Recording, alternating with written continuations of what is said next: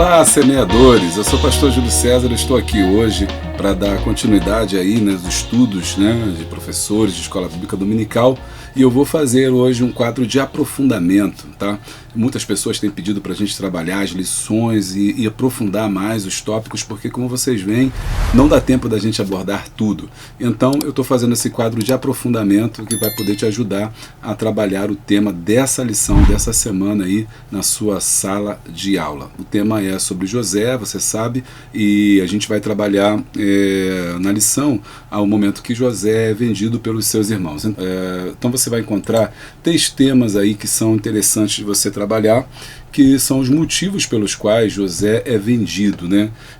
Ciúme, inveja, amargura e rejeição. Ciúme, inveja, amargura e rejeição. No primeiro momento eu vou lidar, como é que a gente pode trabalhar com esses temas. Depois, no segundo momento, eu vou mostrar como que você, professor, pode abordar esses temas. Então fica com a gente, tem muita dica interessante que eu vou dar para você poder abordar esse tema na sala de aula, trabalhar esse tema com os seus alunos. E no terceiro momento eu vou mostrar a sua relação com outros textos na Bíblia, para você não ficar só em Gênesis 37, que é o tema, mas você também poder sair da Bíblia e mostrar para os seus alunos como é que isso tem relação também em toda a Bíblia, condenando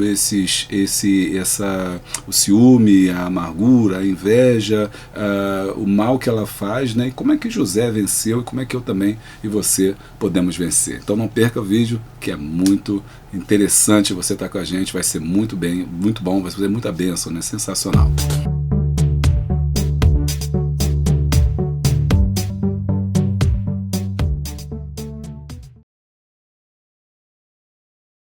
Bom, a história de José, você já sabe, filho de Jacó, é uma narrativa poderosa que revela os efeitos devastadores do ciúme, da inveja, da amargura e da rejeição, quando seus próprios irmãos o venderam como escravo.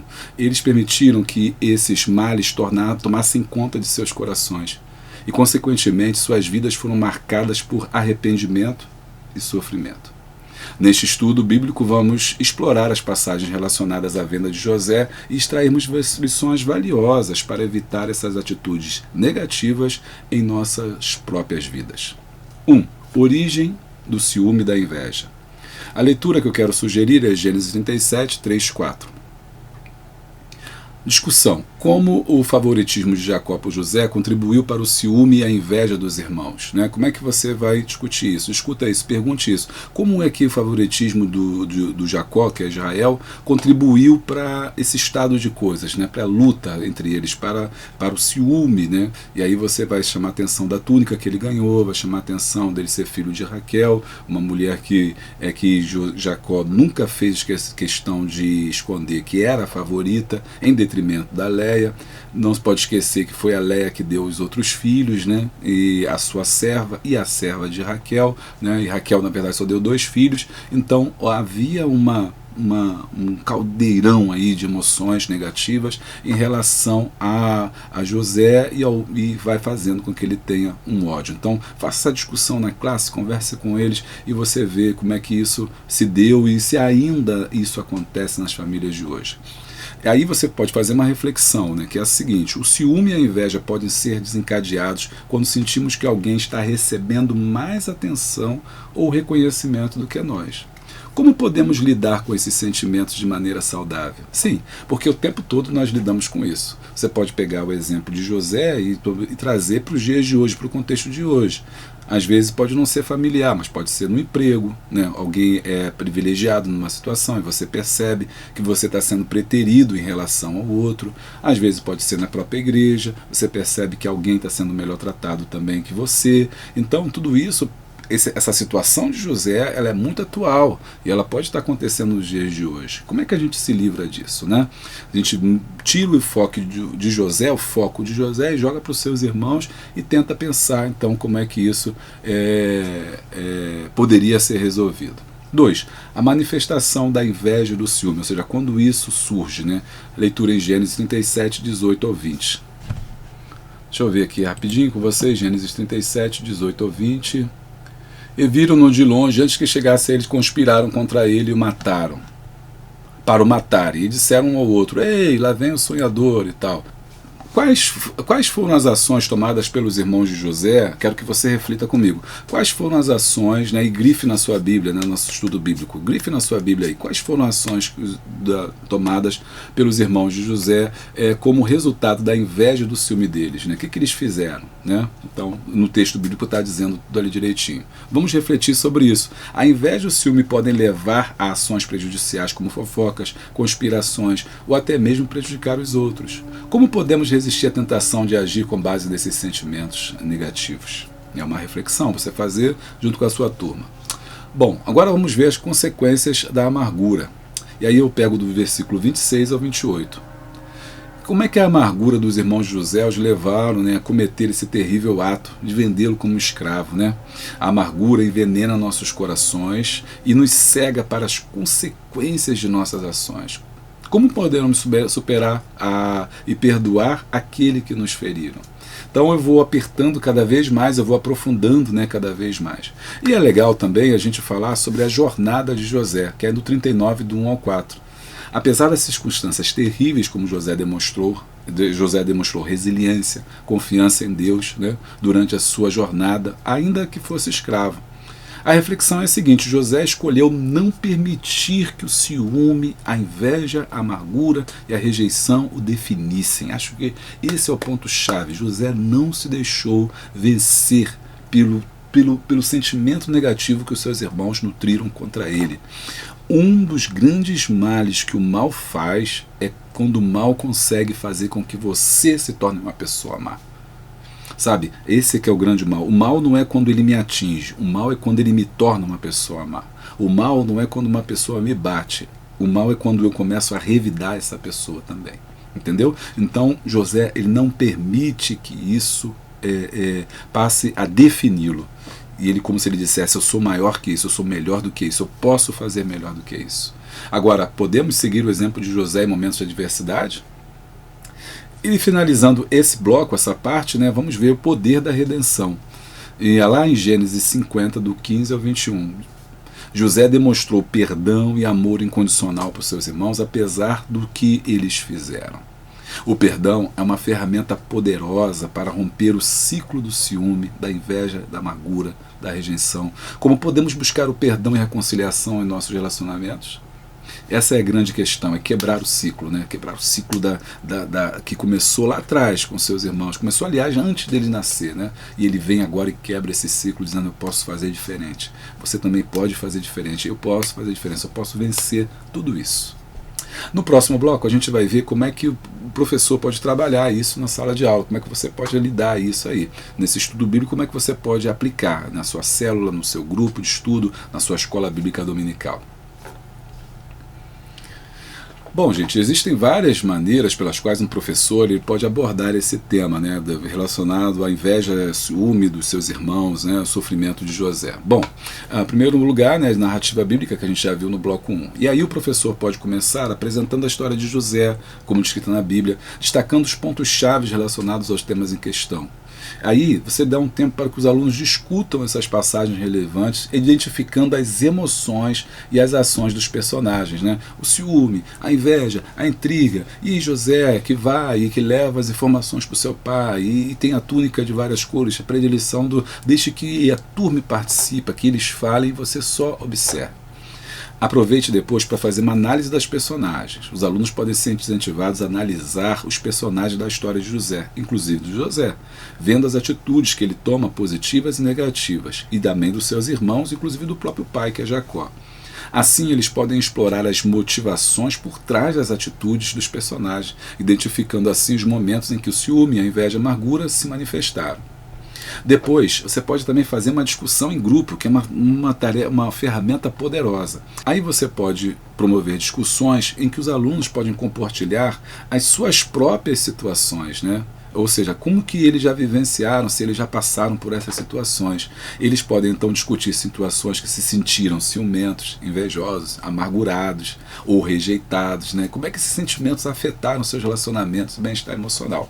Essa é a chave, né? É o momento da discussão em grupo. Abre para que eles falem, deixe que ele fale, porque o aluno quer se sentir, precisa se sentir participante, né? Para alguém que está realmente envolvido naquela história, naquilo que está sendo falado. Então, o aluno quer participar. O aluno que vai para a sala de aula e não fala, ele se sente desmotivado. O professor só fala, não deixa ninguém falar. E aí não dá.